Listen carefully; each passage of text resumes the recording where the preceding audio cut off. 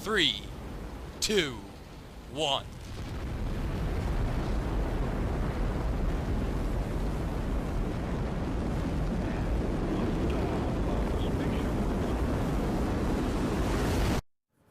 Throughout the 20th century, the Hale telescope was the world's most advanced land-based telescope of its time, but was unable to capture the most accurate images due to the distortion caused by the Earth's atmosphere.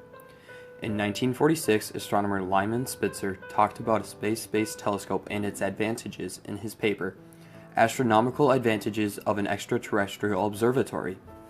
With the ideas from Spitzer and the astronomical discoveries of scientist Edwin Hubble, NASA set out a mission to build the first space telescope in 1983. In 1990, the Hubble Space Telescope was launched, starting a new era for scientists to explore deeper into space to discover new galaxies and stars. After the launch of the Hubble telescope, the United States Air Force was able to discover that gamma-ray explosions are caused by stars going supernova, inspiring new astronomers to discover more about stars than ever before. With this new technology, astronomers can now observe space with high-resolution photos. Hubble helped discover more of our universe than any other astronomer or piece of technology to date.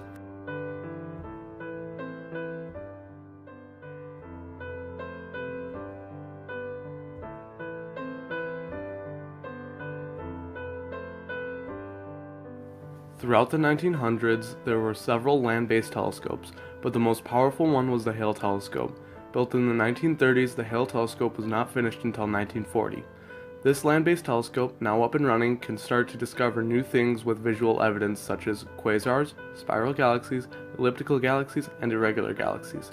The Hale telescope uses a 200-inch curved mirror. This mirror alone was a stroke of engineering genius. The 14.5-ton mirror would be lined up to the fiber optic low coherence interferometry to view the galaxy. A mirror similar to this would later be used on the Hubble telescope, but even with a very powerful telescope like the Hale, scientists could not break through the haze caused by the dust and debris in Earth's atmosphere. This picture is taken from the Hale, and you can see that it is very unclear and blurry. That is caused by the Earth's distortion.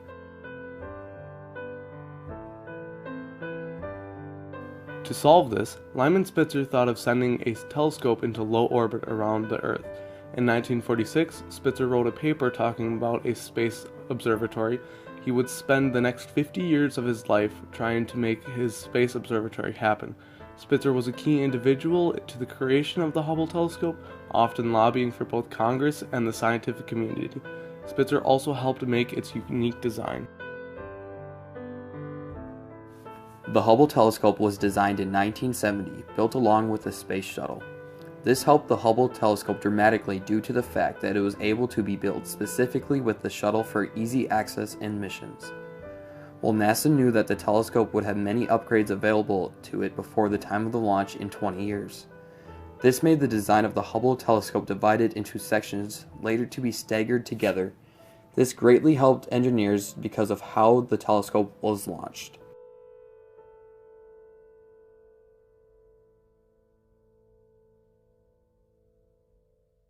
The Hubble Space Telescope was launched on April 24, 1990. Now known as the first space telescope, with one of the largest mirrors in the world with 7.9 feet diameter, it is so precise that the largest bump on the mirror is 1/800,000th of an inch, the same as the width of 2 human hairs. In order to take a picture, Hubble must be incredibly still and lock onto something that is equivalent to looking at the width of a human hair over a mile away. Almost immediately after the launch, Hubble was the laughingstock of the world. A minor flaw in the development which caused a paint chip the size of 1/millionth of an inch distorted the image produced by Hubble. Even with the distorted images, astronomers went to work using the Hubble Space Telescope and already finding new celestial beings. 3 years later, it was fixed during its first service mission that went flawlessly because Hubble was built precisely for the Space Shuttle. You can see a before and after picture how much it drastically changed.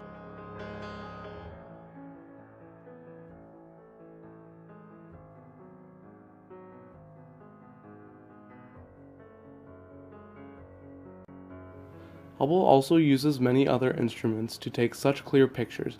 With such a powerful telescope, it takes quite a bit of power to run. It uses two blue thin solar arrays generating 2,800 watts of electricity. Hubble also has to keep constant contact with ground. NASA uses 5 satellite systems in order to bounce signals back and forth. At least one of these satellites have to be visible from the spacecraft. Also being the first space telescope, astronomers were finally clear of Earth's distortion. With the Hubble telescope in use, many scientists had no use for the Hale telescope. It is now mainly controlled by multiple universities for experiments. With the power of the Hubble telescope, it is able to take detailed pictures of celestial beings millions of light years away. But one of Hubble's best discoveries is the potential super black hole that is in the center of nearly every galaxy.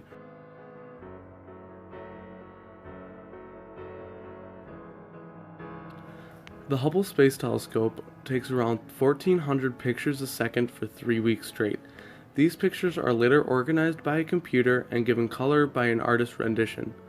The pictures taken by Hubble are released to the public, causing many people to take up amateur astronomy, which greatly furthered mankind's understanding of space. Through this amateur astronomy, we have discovered many things, being from a death of a star or a new spiral galaxy.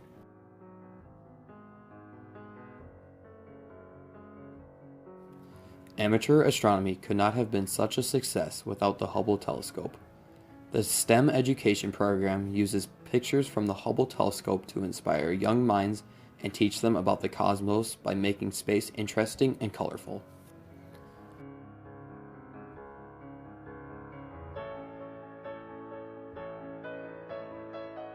This is what a teacher in a STEM program has to say. I can't take them out to outer space, but Hubble brings space into the classroom.